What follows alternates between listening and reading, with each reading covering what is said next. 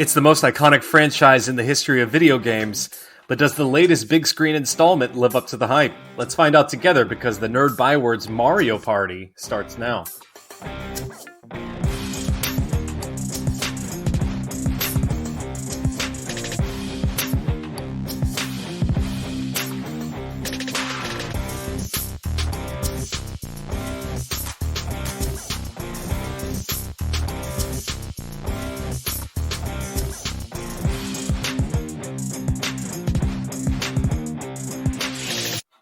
Welcome into episode 148 of the Nerd Byword, the only nerd podcast that actually likes mushrooms. In fact, we love them.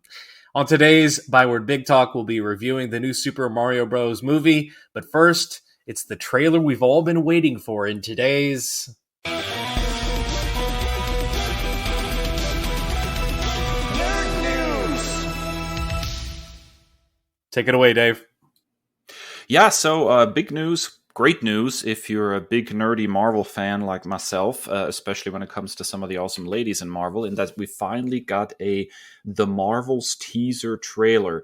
Now, The Marvels, of course, is the sequel to Captain Marvel, starring Brie Larson as Carol Danvers, Captain Marvel. But in this case, instead of giving the Captain Marvel 2, we're actually getting a team-up movie of sorts with Carol Danvers teaming up with Miss Marvel, Kamala Khan, as well as the beloved of Kris over here, Monica Rambeau, as Photon. So I'm actually really, really psyched for this for a number of reasons. For one, obviously I'm a huge Kamala Khan fan. I've read every single one of her comic book appearances. She is one of my all-time favorite characters and easily tops my list of favorite newer characters created in the last, few years. And so seeing this adaptation on Disney Plus in the form of a TV show was already really cool. And now seeing her bounce off of Carol Danvers, I'm really looking forward to, since, they have a lot of really interesting interactions in the comic books anyways. I also am one of the people who really actually enjoyed the Captain Marvel movie. I had no major issues with that like so many others did. It's not a flawless movie by any stretch, but I thought it was very good and really entertaining. And I'm a big fan of Carol Danvers, in particular, some of her more recent portrayals since she's moved on from the Miss Marvel moniker to Captain Marvel. There have been several really good runs on the character in the comic books. So overall, I'm just like target audience for this, I guess. And so seeing the trailer and seeing the interactions between Monica Rambeau and Carol Danvers and Kamala Khan was very interesting. There seems to be a good sense of humor in this one. I think that Kamala kind of lends herself to a better approach to humor than most Marvel projects throw at you. That kind of fangirl thing that she has going on is a little... I don't know, it feels a little more natural to the character rather than every single Marvel character becoming a quib machine. So it all feels really natural as far as the trailer is concerned. I'm really, really hyped for this movie. Now seeing the trailer, it's definitely increased my anticipation of it. And I'm just really, really psyched. I wish they would have not delayed this sucker because... now that I've seen the trailer, I really, I want, and I have to wait longer than we were initially supposed to. Kris, what was your take on seeing this trailer? Yeah, I'm super excited for it. I was already, excited because, I love Monica, and I'm glad to see her represented on the big screen. It's just this kind of unsung character that is finally getting the love that she deserves. And, Kamala has, been, Fast and Furious and new characters that I've fallen in love with.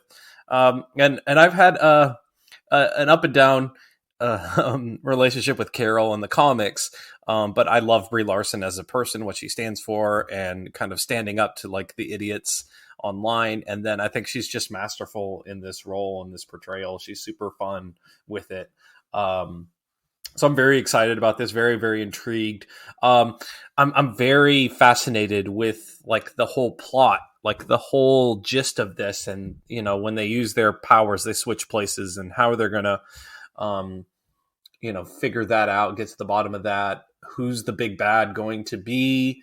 I know like one of the go-to things, like one of the hip things to do right now is criticize the CGI or the VFX in these movies, but I mean, oh my God, like it looks so great. There's that one sequence in the trailer where they're all three fighting against each other and switching back and forth in between every time they use their powers. It just looks magnificent. So yeah, I'm with you. I'm just ready to see this. Yeah, it's really, really exciting stuff. And I think it has the potential to be one of the better entries in the MCU in recent years. So I'm here for this.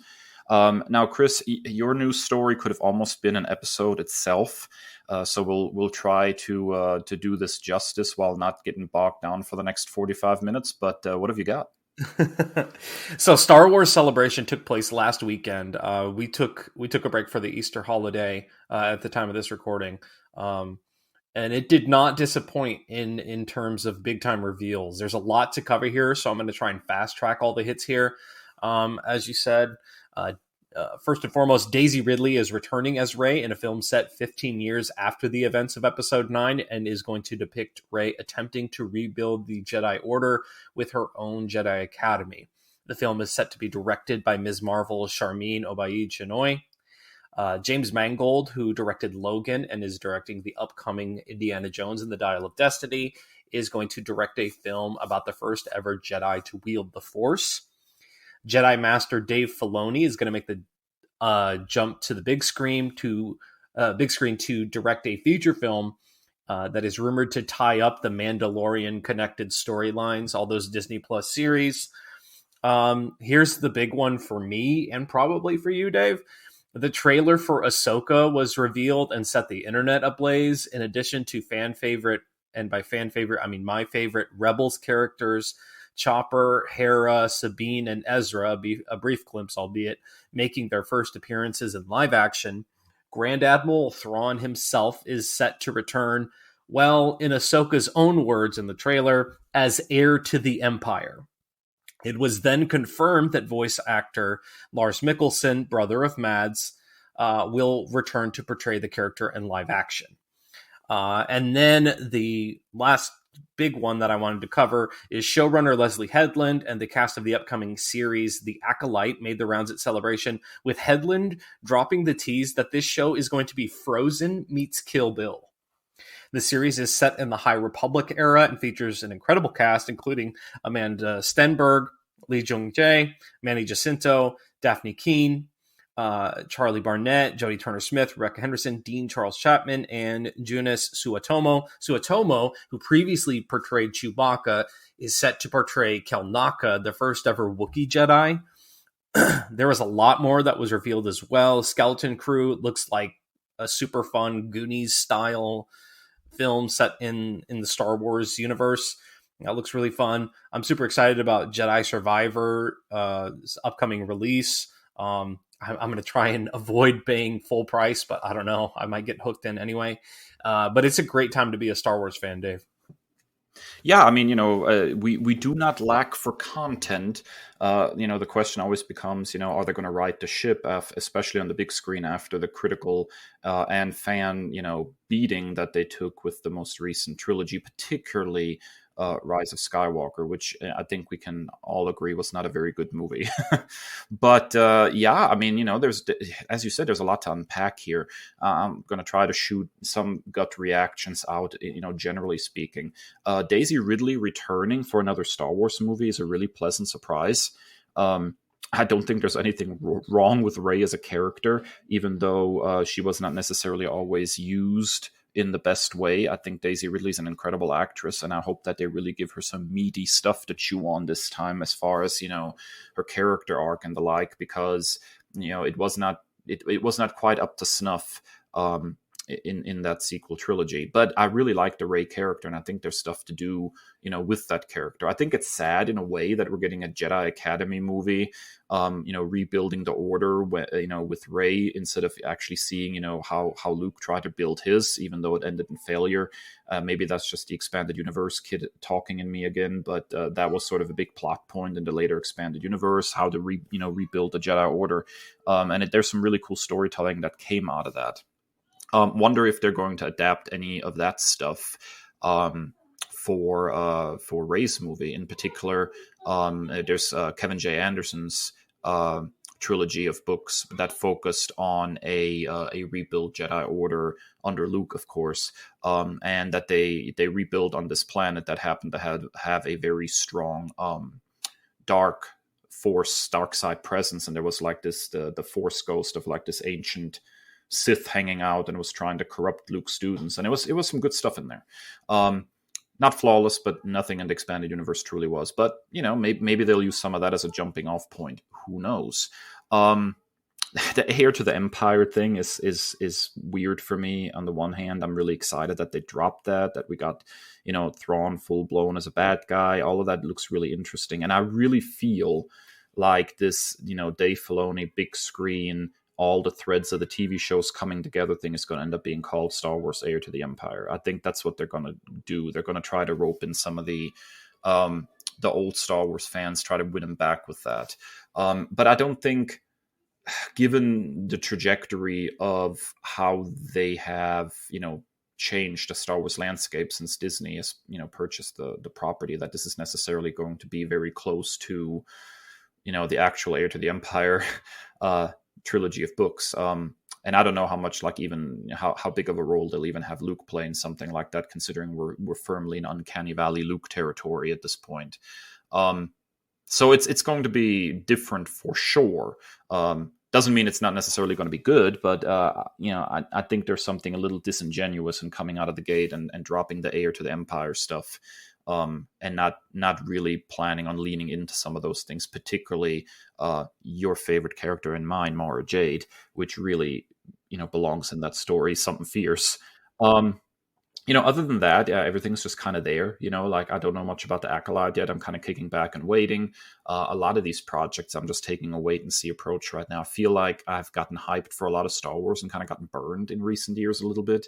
So I'm a little more cautious with my optimism and my excitement. I have hope that a lot of this stuff is going to be really good. I'm especially psyched for the Ahsoka series after seeing the trailer. I think that has great potential to be really, really good. And seeing a lot of these Rebels characters in live action is exciting. I mean, I've only watched, a few episodes of the first season. I know I need to get caught up with that. But the characters in that show generally are just really interesting and likable. So seeing that translated to live action is very, very interesting. So overall, I would say Star Wars Celebration had some really, good news across the board. But I am just a really cautious fan these days. So I'm taking a wait and see approach. How caught up are you on Mando? Have you watched any of season 3 yet? None. Okay. Yeah. I'm just gonna leave it at that. I think Luke is the only kind of missing piece to this, unless they're going to be willing to recast, which is your sentiment and mine, I believe. Yes, absolutely. It's just a no-brainer at this point. But everything with Mando season 3 points in that direction as well, and Luke is the only. Oh, well, I guess if you're including, the big 3 again, you'd have to recast. But also, all signs are pointing towards this kind of being an Heir to the Empire adaptation. But I think we're going to get a very different main cast. I think you might have Luke in some kind of supporting role if they want to pull the Uncanny Valley thing. But they have shown, especially since they did the Han Solo recast, I think they have shown a real, and that didn't work quite as well as they'd hoped, they have shown a real hesitancy to go there. And I don't think there was anything necessarily wrong with the casting of Alden Ehrenreich. I think he did fine as a younger Han Solo. I wouldn't even mind him coming back. I loved that movie. I movie. I liked it a lot more than most people. I don't know. There was obviously some silly stuff in there, like how he got the name Solo and stuff like that. But I think the overall trajectory of that movie was really fun, and I had a good time with that. I liked it sure a lot better than Rise of Skywalker. So I wouldn't mind him coming back and them kind of rounding out the original 3 and at least having a recasted versions of them in supporting roles in this. But I get the vibe that the main cast of this is going to be directly influenced by the success of the TV shows. So I think you're going to probably see Ahsoka as a main character. You're probably going to see Mando as a main character. You're probably going to see Boba Fett popping up as a main character. I think these are the people it's going to focus a lot more on than what the quote unquote big 3 of the original trilogy. So we'll see if they pull it off. Yeah, I do want to say that they have had Timothy Zahn directly, like, as a creative influence. They mentioned that at Celebration as well. So if they do kind of have like a morphed version, an evolved version of the story. At least, Zahn is there as part of one of, at least consulted, I should say. Well, I keep hoping we get some Mara Jade out of all of this, Well, there was an unnamed character that was in the trailer that a lot of people were speculating as Mara Jade, but they came out and revealed some other name. So we keep hoping against hope, us old fans, I guess. All right, that wraps up nerd news for this week. When we come back from our first break, we're going to be reviewing the new Super Mario Brothers movie.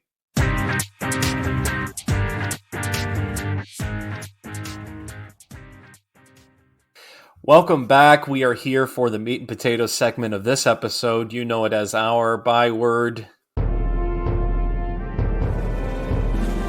Big Talk. And it's the surprise, not so surprise box office smash hit of the spring 2023, the Super Mario Brothers movie. So, as with every movie or film or series or comic review, we each have 3 likes and 3 dislikes, and then we'll give it an overall grade after that, being the teachers that we are. Dave, what was your first like about this movie? Okay, so this is going to go against the grain of a lot of people on social media, but I'm just going to go there and say that I think the voice acting was 90% flawless for this movie. It was really, really good. It was a really good adaptation of these characters.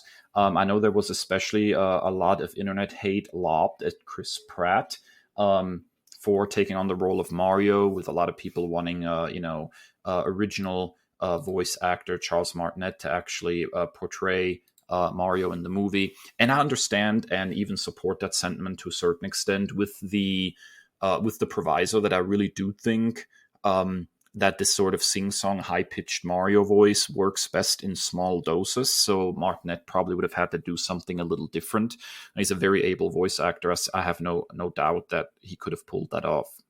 But given that they decided not to do this, what we got was really, really good. So Chris Pratt was really not just sounding like himself in this movie. To me, as a very old school sort of Mario fan, his voice was a bit reminiscent of like the old Super Mario Brothers Super Show cartoon that aired the late 80s, early 90s or whatever, that had those live action segments with Captain Lou Albano as Mario. That voice of those cartoons, that kind of seems to be what the starting point was for the character. And I think given that, it worked really, really well. It felt really like, a short dude from Brooklyn in a lot of ways. He didn't lean too far into the whole Brooklyn thing, but it was like there's like an undercurrent. So I thought Mario was voiced very well, and I was pleasantly surprised because I did not have high hopes. Charlie Day as Luigi was really good. I wish there would have been a little bit more of the character. I'm a big Luigi fan, but what was there was absolutely solid. Anna Taylor-Joy's Princess Peach is just like perfect. Like there was nothing wrong here. I think the standout to me was easily Jack Black as Bowser. Has there ever been a better voice casting like ever? Like he was just flawless as Bowser. It does not get better. The scene where he is sitting on the piano trying to sing like a love ballad to Peach, I laughed so hard I was afraid I was going to wake up my toddler. Like I about lost it. It was so good. And the thing that kind of surprised me, I didn't know really what to make of this casting, but I really liked Keegan-Michael Key as Toad. Like, he did not sound like himself at all. Like he did some really solid voice acting there. He kind of sounded like Toad, but like with his own spin on it, and really, really worked in the context of this movie. I have a couple of voice acting nitpicks. I'll get to that in the dislikes. But I have to say, just overall, I'm super, super pleased with how the voice acting turned out for this movie. This could have gone really, really bad, but it didn't. And that probably is the most pleasant surprise I had watching this movie. Yeah, I was pleasantly surprised as well. I mean, I think it's almost... It's just a meme at this point, and I know a lot of people want to jump and defend Chris Pratt at this point, but I think it's just like an inside joke at this point. Um, but I think it's Jack Black's world, and we're just living in it. Honestly, because also tell me you're not on TikTok without telling me, Dave, because that song, he released a full version of the Peaches song, and it's everywhere. Yeah, me and TikTok have absolutely no relationship, like none. Yeah, I think you're gonna get more on this, but I loved everything about Anya Taylor-Joy as Princess Peach. And the ones that you don't like, I think I'm going to surprisingly defend here later on. But I did think it was really cool that they included Charles Martinet as Mario's dad, and as I think the character's name was Giuseppe. He did like the woohoo and stuff. I saw an interview with Keegan-Michael Key on how he developed the Toad voice, and it was just incredible. But yeah, I was really, and you've got like some veteran voice actors that were in this movie that when you pull up IMDb, it like, oh yeah, that makes so much sense. You got Kevin Michael Richardson, you've got Eric Bauza, Carlos Alisraki, like some real vets in the field, and I was really, really happy with the end result. Yeah, it absolutely worked. Mostly. All right, Chris, what is your first like of the movie? I love that this fully embraces the source material.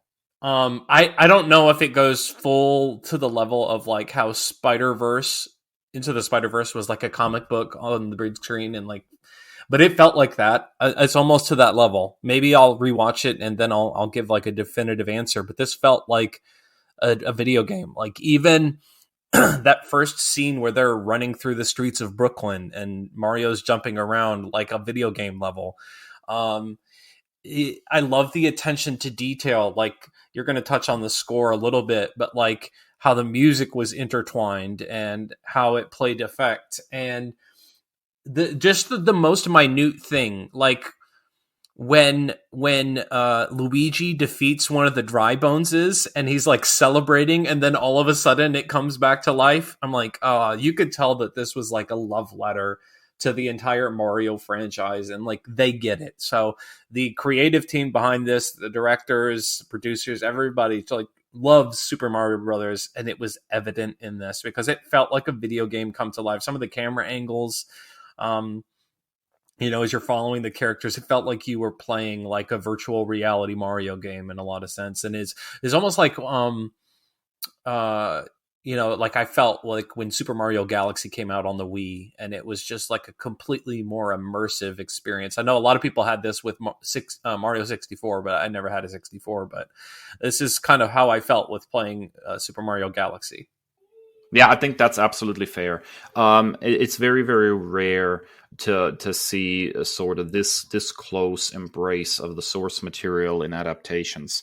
But my God, they went whole hog. That whole like training sequence where Mario could just continuously fails over and over again to try to make it to this obstacle course felt exactly the way most kids felt playing Mario for the first time.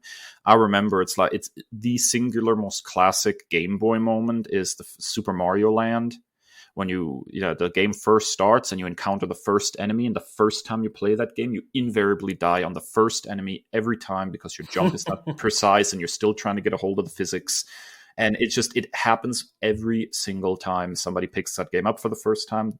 Instant death on the first enemy. And it's just like, yeah, that's exactly how these games feel. It's a lot of trial and error, kind of trying to find your way, especially some of the older, more difficult games, right?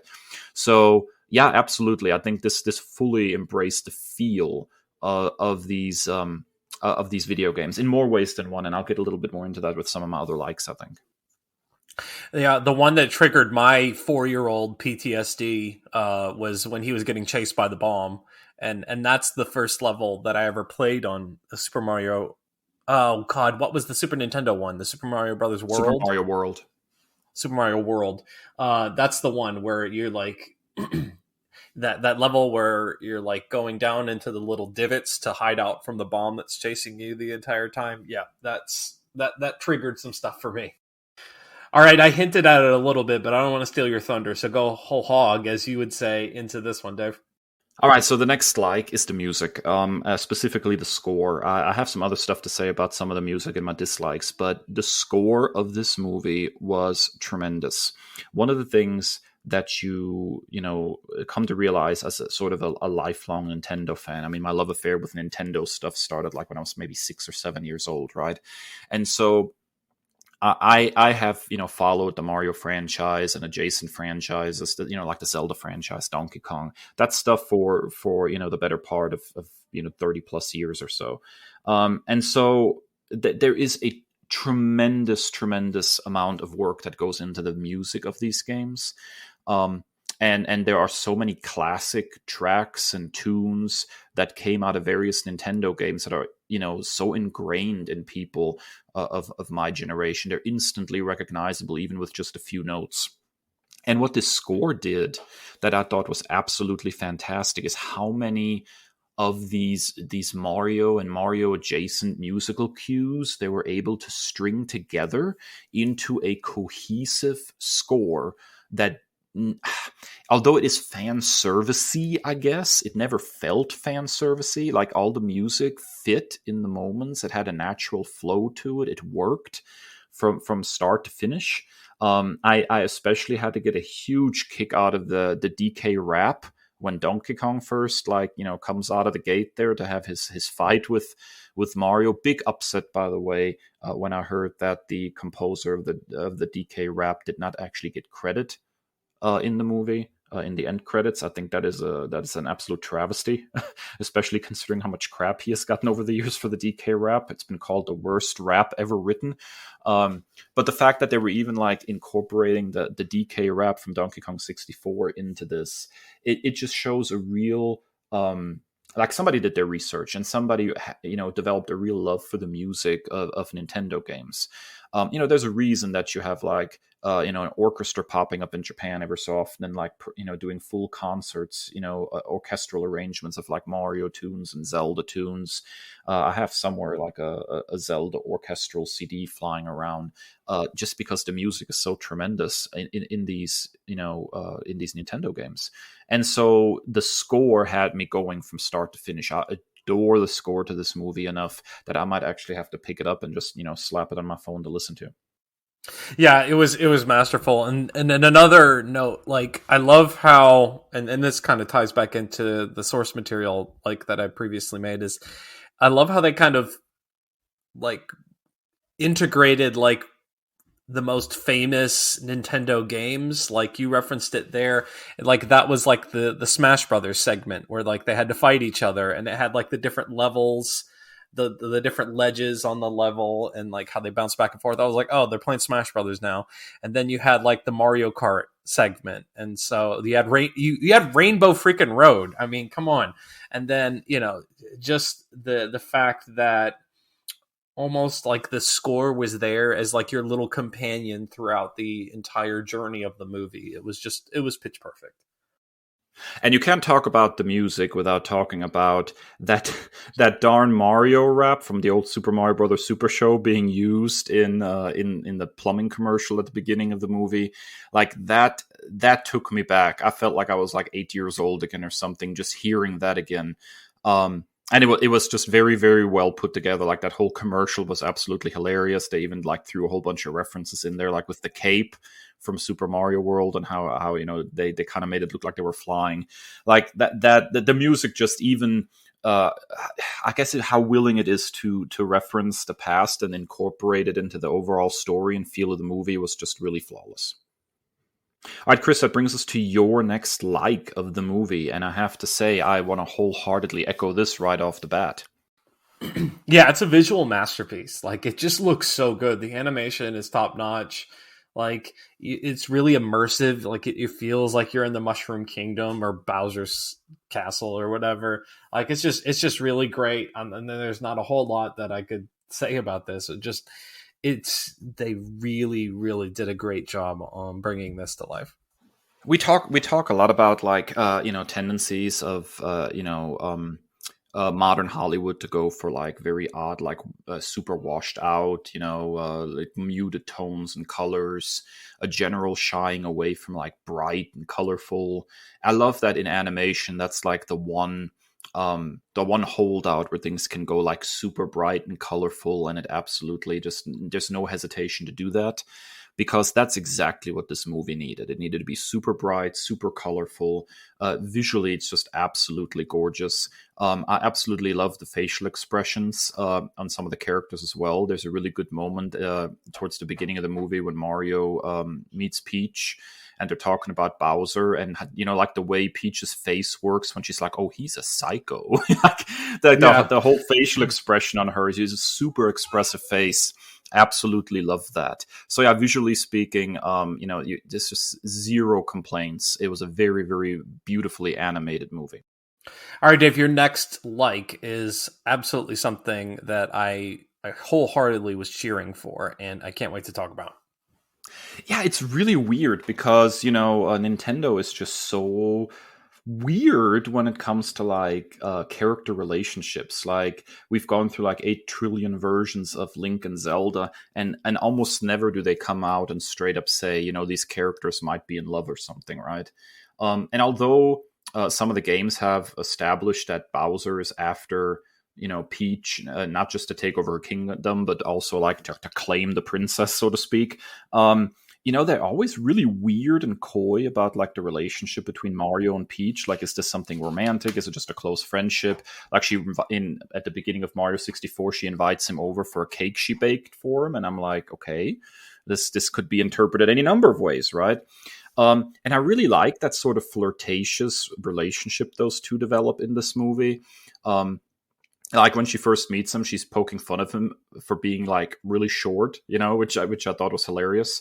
But then as the movie progresses, like that mutual respect, the fact that he refuses to give up and keeps pushing, how he offers to buy her a turtle if she ever visits Brooklyn, because the turtles are not evil in his world. Like that fun banter between those two characters, I really enjoyed, and I really hope that if we get a sequel of this, that they kind of pull on that string a little more, because shockingly, okay, let me put it this way. There is something that you're going to say in your dislikes that I 100% agree with, but a side effect of that action was that we got a lot of time one-on-one, so to speak, with Mario and Peach. And I think the movie benefited from that tremendously. I really just enjoyed the way those two characters bounced off of each other. When you're playing the video game, sometimes you just don't quite see it, what does the princess of a kingdom see in this short fat plumber from Brooklyn, and why does he constantly have to go run off and try to rescue her in the video games? Like what's the thing there, And now whether they lean into like romantic or whether they lean into friendship, it doesn't really matter. You just kind of see that these two characters just like each other.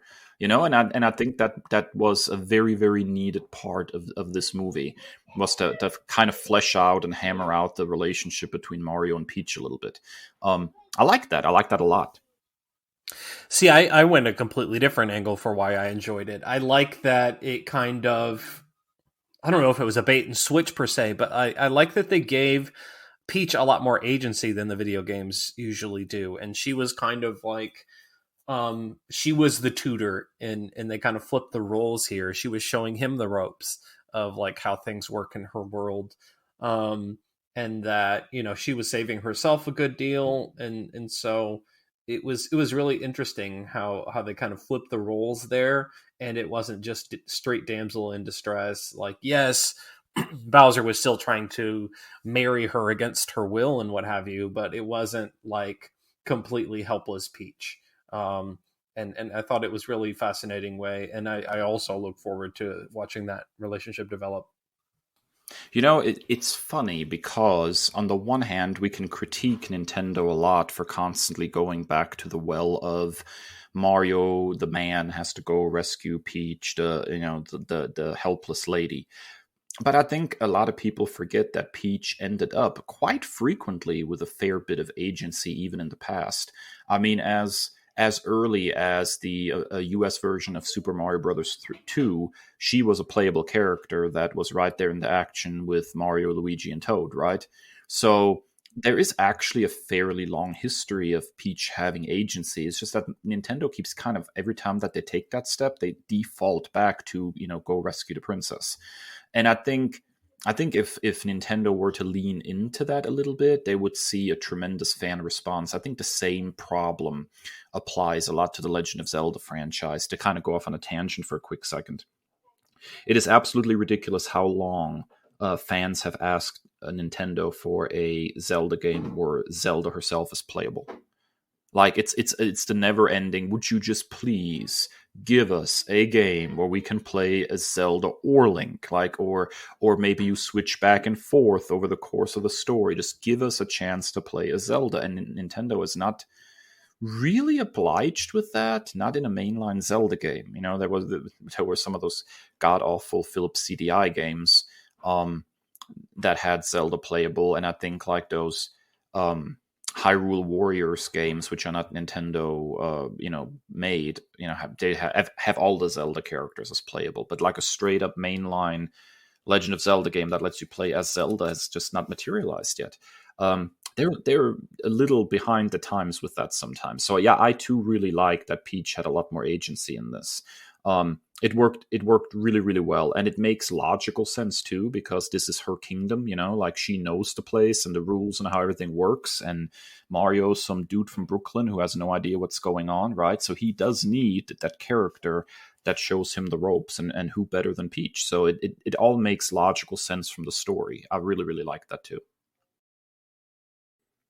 All right, Kris, your final like of the movie.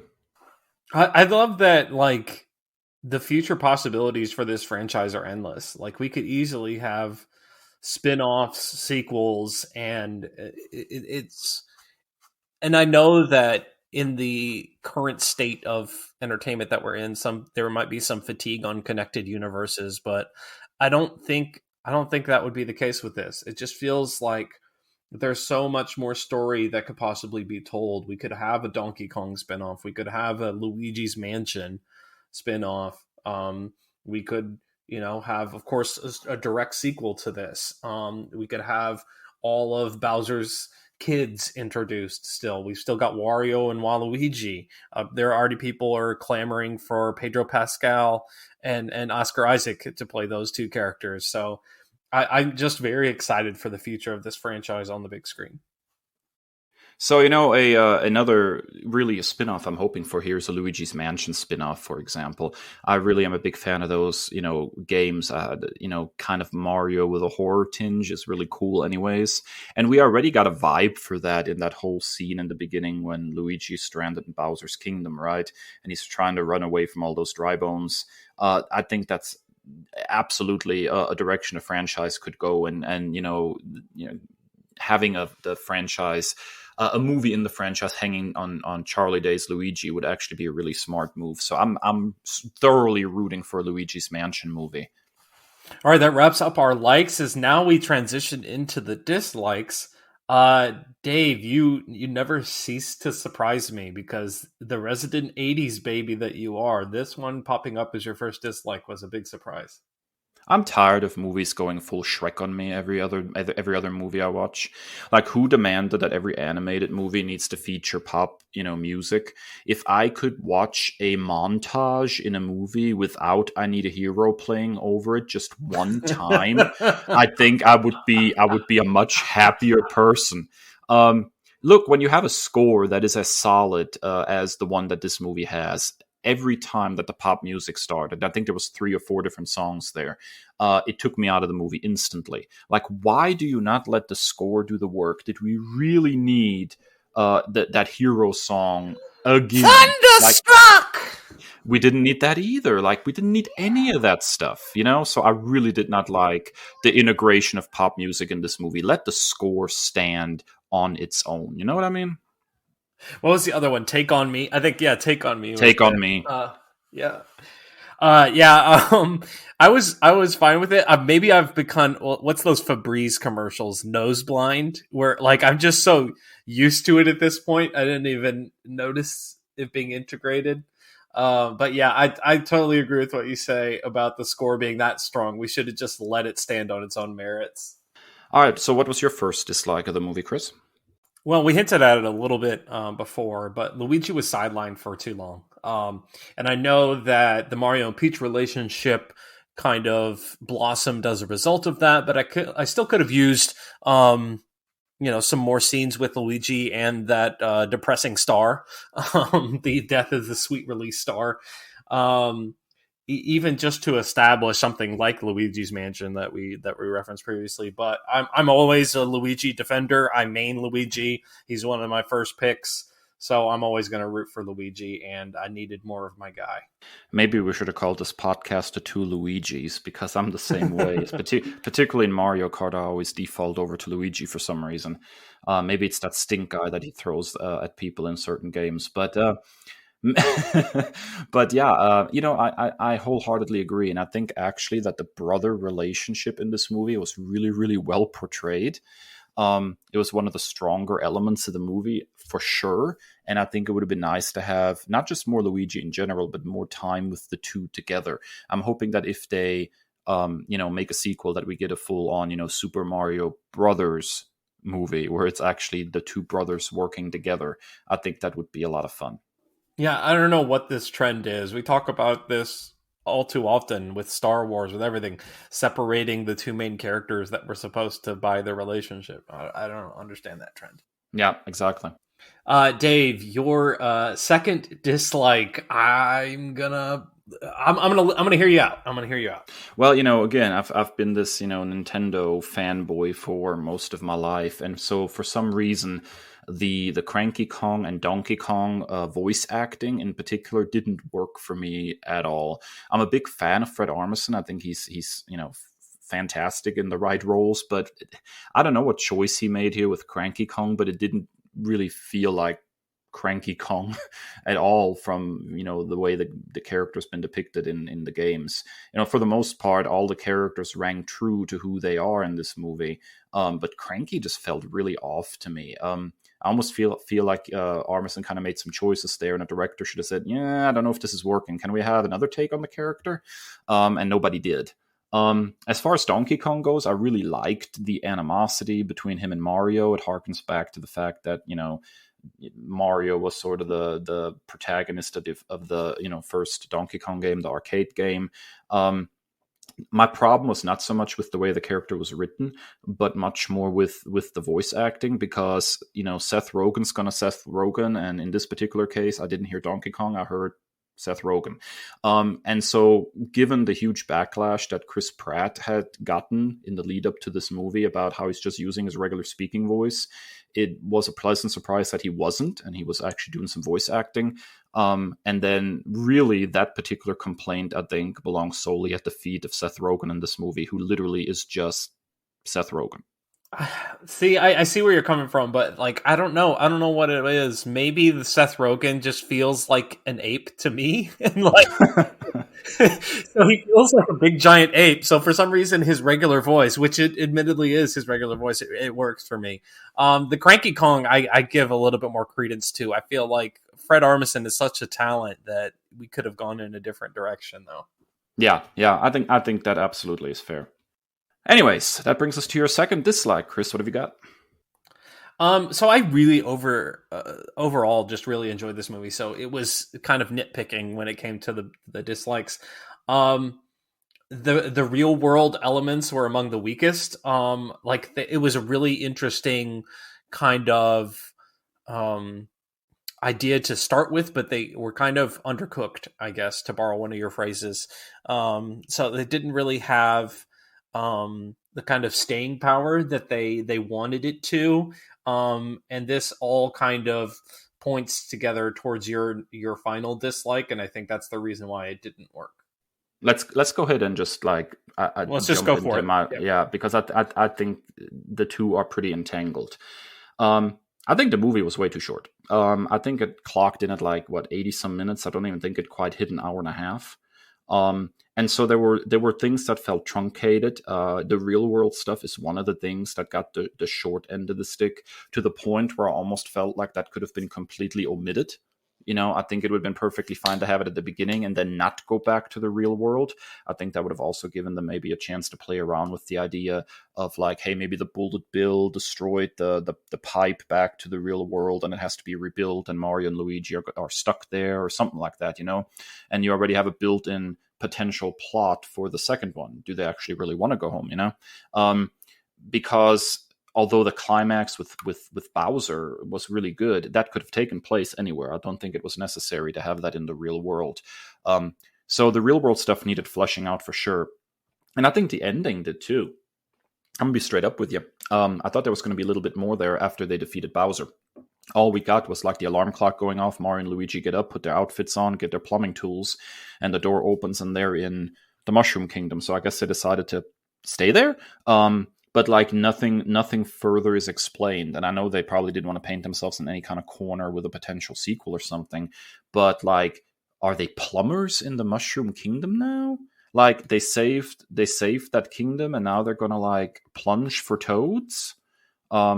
Is that what we're going with? Or are they working for Peach? Or what do toads actually produce when they go on the toilet anyways? Is a question I'd like to ask. Like, if we're gonna have backed up pipes that Mario needs to plunge in the Mushroom Kingdom, like what are Toad Turds actually looking like? Are they like little tiny mushrooms, or like the ending just kind of left me a little cold. I thought we're going to get a little bit more there of like what Mario and Luigi's status are, like why did they decide to stay in the Mushroom Kingdom, especially after they were accepted as heroes in the real world, like something more. And I think a lot of this again goes back to the really short runtime. And I'm not saying we need a 2.5 hour magnum opus of a Mario Brothers animated movie mostly aimed at kids, but I don't see a reason why this one could have not been 95 minutes or 98 minutes, a little bit over an hour and a half, and give some of this kind of stuff like the real world and the ending a little bit more room to breathe.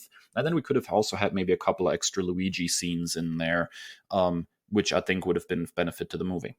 Yeah, for sure. I think all that's intertwined, and it just left so much. I'm sorry. I'm just traumatized by Toad Turds. I can't. Lost my train of thought. Sorry about that. I messed you up for life again. Oh, that's what I was going to say. The one scene that I could have done without, I feel like that whole evil dog scene, I feel like I've seen that in way too many movies before. And like, so that did nothing for me. Yeah. At the beginning there, when they're doing the plunging and stuff. Yeah, I agree with that. So what was your final dislike? It seems like this one's a real nitpicker. It's a real nitpick, okay? So we're talking about characters that we main on Mario Kart. I dabble back and forth between Luigi, a little bit of Link, but my guy Diddy Kong. He's one of my mains. He's one of my mains when I go to Smash Brothers. So this is absolute just me being that guy, just nitpicking because I had to come up with a third dislike. It's not really a dislike. I just want more Diddy Kong. And so maybe we can have a sequel, or even a spinoff with the Donkey Kong brothers. It would have been funny to kind of see the two brothers juxtaposed against the other two brothers. So that'd have been fun. I don't know. I just love Diddy Kong. Yeah, I think, again, a function of the short runtime and the fact that the Mario quote-unquote universe is so expansive and large and there's so many characters. I'm going to say it here. My prediction for a sequel is that we're going to go to another kingdom and we're going to introduce Daisy. I can already sense that. We got one of the princesses. We're going to get the second one in the sequel. I'm getting that vibe. Quick love to the fact that we've got full-fledged baby Mario, baby Luigi, and baby Peach. Wasn't that really something? Like, and the designs were exactly from those Yoshi games. I mean, that was about as spot on as it gets. Oh, that's got to be the next part too. We've got to go to Yoshi. I've already seen like fan casts of like a Smash Brothers type movie and getting Link and Zelda in there. Like there's so much we could do with this. Absolutely. All right, Dave, overall grade for this movie. It's an A. I mean, it's just like, I felt great. I felt like I was 8 years old again. It pushed all the right buttons. It pushed the nostalgia buttons to a certain extent, absolutely, but it also did a really good job just, representing the Mario franchise as it has existed for, 30 plus years. It's just a joyous, fun movie, and even my dislikes for the most part are nitpicks. The fact that we got a Mario movie that just works is absolutely incredible to me, blows my mind. Like, this just worked. It's awesome. I don't know why it took so long to get a really good Mario movie, but here we are. We finally got it, and I love it, and that's all I gotta say about that. Yeah, this is instantly rewatchable for me. I'm also giving it an A. Like, I watched it with my kids, and they thought they had a great time too. So I absolutely love this movie, and I can't wait for the future. Go watch this movie. All right, that wraps up our Byword Big Talk for this week. But we've got a special bonus, Dave. What's our special bonus? I have to put up with Kris ranting about Buffy the Vampire Slayer season 2. Why do you have to put up with it? Oh, man, it's hard. Just like with Heir to the Empire, it's hard to revisit something you loved when you were younger, and somebody who doesn't have the same nostalgia goggles kind of taking a dump on it is not always an easy experience. So, let's go ahead and just dig in. Kris, you've completed your watch of Buffy season 2. What is your take on it? Plot twist. I'm not taking a dump on it. I love it. What? The only person I'm taking a dump on is Xander Harris, because he's still a piece of crap. He's the worst. So the particular two, we'll get the problematic stuff out of the way. The ones that were really bothersome was Xander being a spurned lover and creating a love potion, or excuse me, like a love spell that completely backfired just because he is in his feelings. That was awful. And then the one that was really bad was the Go Fish one. Special appearance by Captain Cold himself, Wentworth Miller. That one was super gross. Buffy is sexually assaulted and then is blamed for it because of what she's wearing. That one aged incredibly poorly, awful. Some of the writing by you know who is atrocious. But aside from that, like I'm fully booked in. Like, I'm here for it. I'm seeing like the procedural type stuff. As a fan of like shows like Monk, like I get it with like the cold open. I could see like the whole procedural aspects of it. I see what you were talking about in the previous season with like the big bad of each season. And then for it to be like completely just heartbreaking, the fact that Angel is the big bad, and then she ultimately has to kill him. It was truly heart-wrenching. I do have to say the other element of this that makes it uncomfortable is that, and this is not Buffy per se, this is Twilight, this is every iteration of male vampires preying on teenage girls. That, I mean, like, it's irreparable. You can't separate the two. It's inseparable. So that's difficult. Justice for Kendra, like, WTF? How are you going to introduce a character that I love so much, albeit with that terrible accent? That's okay, we forgive her. But then to just kill her off, that, broke my heart. Jenny broke my heart, losing her in such a gruesome fashion. But the intertwined, the storyline there between her and the Romani people, I'm not going to use the G word, was fascinating and heartbreaking, and the dark clouds surrounding Giles are fascinating to watch develop. Cordelia, I'm the number one Cordelia fan now. Willow's great; she's super cute. I love Seth Green. Seth Green's a legend in the nerd community. So I'm so glad to see him join on. Like, I'm fully booked. I mean, like, there's problematic crap, yes, but like I'm here for it. I've already started season 3. I think that's actually really good to hear. For me, like, I fell in love with the show like from the word go, but I realized, with the half season of season 1 that, and it trying to find its footing, it really started clicking for me in season 2. And so that you find so much to like there, it is awesome. I think you are going to like season 3 a great deal. Hurts me a little bit because I think season 3 is the last high school season, and Buffy starts floundering for a couple of seasons after that, I think, about how to find its way once the high school growing up metaphors removed. They do find their footing and do some really cool stuff again. But for me, sort of the season 2 and 3 are the glory days for Buffy the Vampire Slayer. Oh, I totally in my initial rant, I totally forgot to include Juliette Landau and James Marsters joining the cast and just absolutely devouring every scene, particularly Drusilla. Just Drusilla's incredible. Masterclass of acting. Just masterclass. Like all the flowers to her, because like it's absolutely great. And then despite the complicated history and some stuff has been spoiled for me a little bit because I Googled too much. But I'm fascinated to watch. James Marsters is a fantastic actor in his own right. I remember him from the Marvel's Runaways series as Victor Stein, and so I'm already a fan of his and his acting chops. And seeing him and Charisma Carpenter kind of do the con circuit on social media is really cool to see as well. But I'm very excited to see where we go from here. Excellent.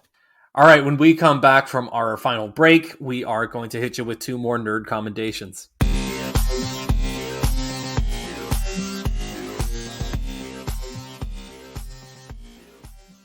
All right, it's the moment you've been waiting for. We recommend the good stuff to you. We call it our...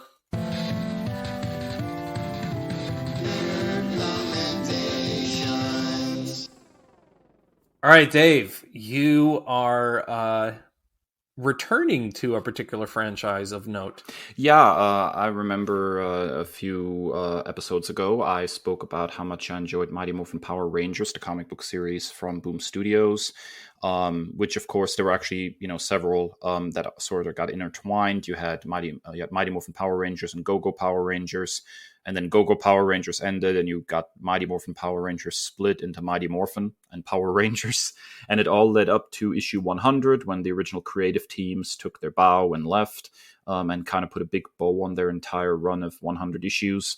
And, obviously there's some trepidation when you have a major creative shakeup of whether it's still going to, if it's still going to sing the same way with a new creative team. And I've given it, a while. A few months before I make my call. And since we're here in Nerd Commendations, I think it's fair to say that it's good. It's real good. So the new creative team is writer Melissa Flores and artist, I'm going to butcher her name and I feel awful, Simona di Gianfelice.